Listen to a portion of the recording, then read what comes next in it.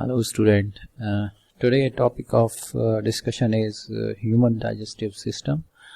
So as you all know, digestive system is meant for the breakdown of large food particles into the small particles which are ready to absorb inside your human body. So today's section we will discuss about the physical and chemical processing of food through the digestive system in the bloodstream, as well as the functions of digestive system, and identify the different organs and explain the action of enzymes in chemical digestion. Identify and describe in general terms how the digestive molecules enter the bloodstream. So in the sections, the important questions are how the digestion is going to be takes place, and which type of reactions is going to takes place inside your stomach for digestion of most of the materials. So today we will discuss in individually, right? So welcome you all. Now we will start our talk. So as you see, the digestive system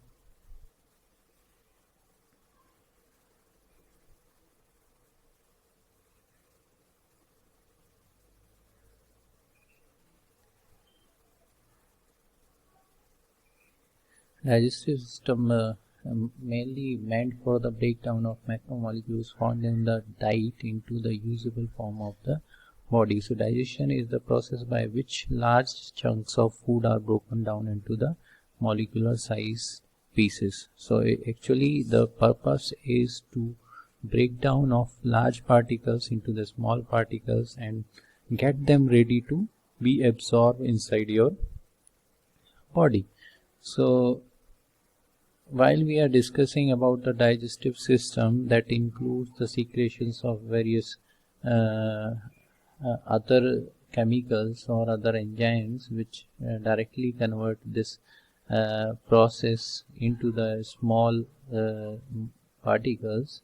For example, the digestive system is a long tube that extends from mouth to the anus and function to perform like four functions. First one is ingestion, which include the eating, movement of food through the tract, which is accomplished by the peristalsis movement, that is a smooth muscle contractions. Then after the process of ingestion, there will be a digestion, breakdown of food by both mechanical, which is usually chewing and scrunching, and chemical, that means by means of enzyme. And after the breakdown of food, the third process is absorption, which is to be takes place most of the part of intestine, small intestine and large intestine. And finally the elimination, which is the defecations, the elimination of indigestible or unabsorbed material from the body. So here you see the digestive tract must include starting from the tongue, and where the mouth having the ingestion process, and finally you ingested, and that bolus is going to be passes from here by the process of peristalsis movement, reach to the stomach, and where most of the chemical reactions or chemical or digestion will be takes place. Then it is passes through the small intestine, which is having a different portions part, likewise duodenum, jejunum and the ileum, right? And after this it comes to the large intestine, where most of the water is going to reabsorb, and finally to the anus. So here you see, starting from the secretions of digestive tract, that is also be important questions, where the different kind of secretion is going to take place. So saliva, first saliva is going to secreted inside your mouth, that usually convert the starch into the saccharides molecules. And second is mucus. Mucus is also be one of the protective layer that prevent the overall digestive tract from the different chemicals as well as the microbial infections, and also provide the lubricants. Enzymes, mouth, stomach, small intestine and pancreas, which will promote the digestion of food masses into the small particles. Acid, hydrochloric acid, promotes the digestion of protein. And bile, that is secreted from or synthesized in liver and stored in gallbladder, that suspend the fat into the water using bile acid, the cholesterol and lecithin to aid digestion of fat in the small intestine. Bicarbonates, we can say that usually they will act as a maintaining the pH, that neutralize the stomach acid when it is reaches to the small intestine. Hormones that stimulate the production and release of acid. So starting from first organ, mouth, that involve the teeth as well as the your salivary glands, and continuously secreted the compound saliva, that component saliva. That saliva consists of amylase that directly convert the starch into the maltose as well as other dextrin molecules. And that swallowing is the process whenever you are eating the food.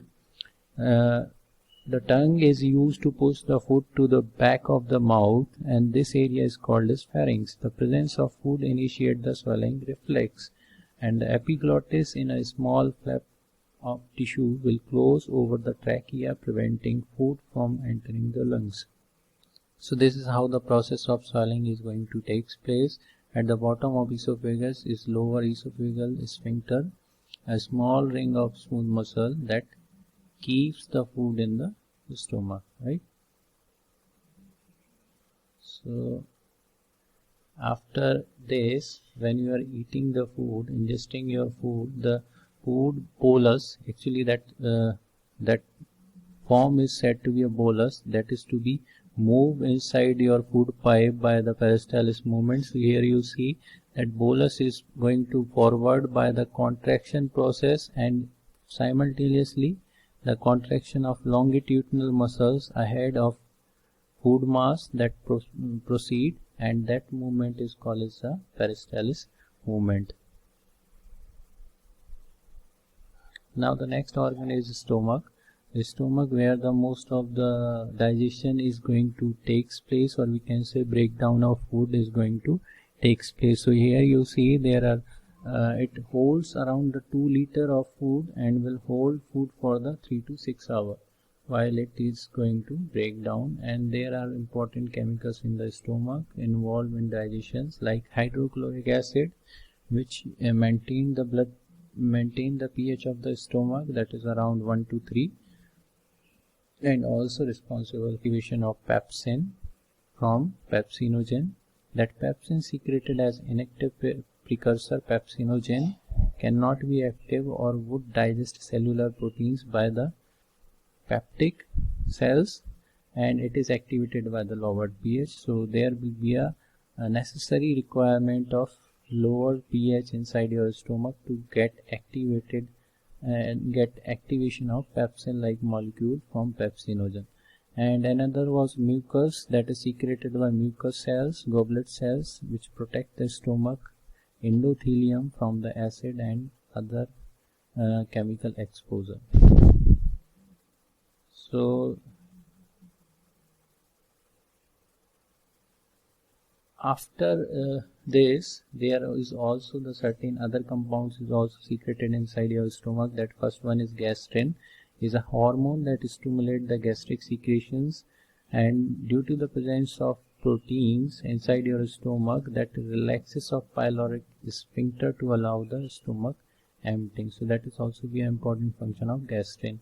Another compound, renin, found principally in children. It involved in the digestion of milk, so slowing its emptying from the stomach. So renin is going to secreted in at the age of early children's, right?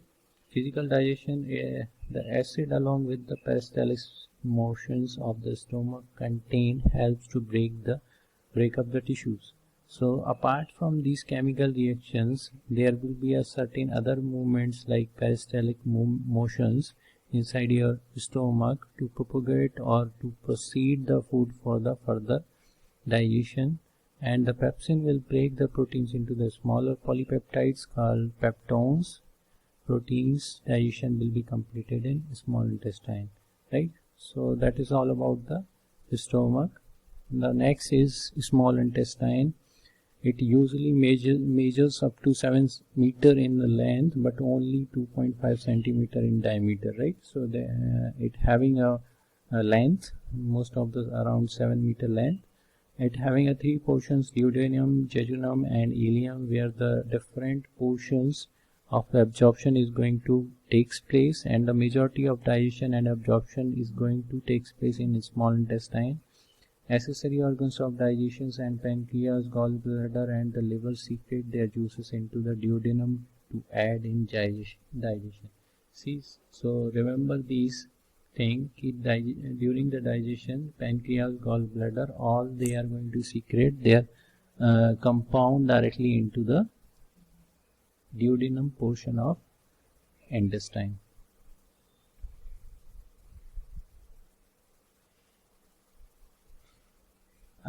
Another characteristic of small intestine is that due to the presence of villi and microvilli that usually increase the surface area of intestine, and due to their structural nature, the surface area is going to be much higher and easily for the absorption of nutrients. So you see that surface is designed for the absorption. Here you see that that folding structure, and due to the presence of these villi, that will provide the higher surface area to absorb for the nutrients at this site. So the presence of villi in small intestine is much important for the absorption of food. After this, you will see the carbohydrate is usually converted into the disaccharides and monosaccharides. Peptide is going to smaller peptides, and nucleoside is going to convert into the base and sugars of phosphate inside the intestine. And here see the hormones is also be like gastrin, which we have already discussed. In stomach, gastrin is secreted along with hydrochloric acid, and cholecystokinin is usually for the proteins and irritants which release and bile from the gallbladder. Secretin is a response to the acidic chyme in duodenum, inhibit the secretion of gastric juices and stimulate the bicarbonate release by the pancreas to neutralize acidic chyme, right?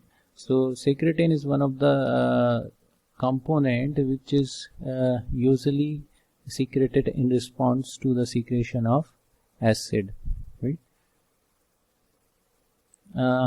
Now you can see the chemical, how the digestion is going to be takes place. Chemical digestions, here is C, polysaccharide, disaccharides, and again at the stomach there will be no further conversion of carbohydrates, and in small intestine polysaccharides to monosaccharides, and stomach mostly protein is going to convert into the small polypeptides as well as the small peptides to amino acid in small intestine. Fat is usually converted inside the small intestine, as well as the DNA and RNA is also going to convert it in small intestine. These are the enzymes which are secreted around your whole GIT tracts to convert the different kind of substances. So you should remember this. Now you see pancreas. These are the accessory organs. Pancreas is a gland which is exocrine as well as endocrine in nature. Exocrine functions are to secrete digestive enzymes and sodium bicarbonate to neutralize the stomach acid and stabilize the pH of around 7.1 to 8.2. And these are the different pancreatic enzymes. These all having a different function. You can see or you can write. And liver is also be one of the accessory organ which directly involved in metabolism as well as the detoxification of compounds. So you should remember these also. So as you see, the liver is one of the organ where the metabolism is going to take place. So here you can understand the storage of uh, production of bile as well as storage of glucose in the form of glycogen that is finally converted into the glycogen to the glucose, and detoxification of blood as well as deamination of amino acid using the different enzymes to removal of nitrogen and producing ammonia, right? After this you see gallbladder is another organ which is going to release bile and storing the bile at the site in a digestive system. So you can see the why store bile. We eat large quantities of fats at a time, so having a store of bile is useful but can lead to a problem. So bile is what is going to do. It usually involve in the precipitation, or we can say emulsification of fat for the absorption. After gallbladder, that also there are presence of villi or of the small intestine are specialized to absorb the molecules of digestions, increase large surface area, and you can see in case of the small intestine the absorption is going to take place of different substances like glucose, amino acid and glycerol by the different layers. So first layer is going to absorb the glucose and this middle layer is going to absorb the amino acid, and finally the bottom layer is going to absorb the glycerol and fatty acid molecules at the absorption of nutrients. After this, another organ, that is a large intestine, it is finally where the undigested material going to be further proceed to the final area of we can say last organ of digestive system, that is anus. So usually it is 1.5 meter in length, diameter of 6.5 centimeter, and at the junction of small and large intestine exists the appendix, which has no real function given given in our diet. And the large intestine has three main functions: absorption of water and electrolytes, production of feces consisting of water, inorganic salts as from the GIT tract, bacteria and bacterial decomposition, and undigested food, and housing bacteria that will use remaining the unabsorbed nutrients or undigested carbohydrate to make the vitamin K and vitamin B for us to absorb. So that is also be an important area where your large intestine is going to synthesize the availability of vitamin K and vitamin B. After this, you can see the health in digestive system, which is must appreciated to stay healthy.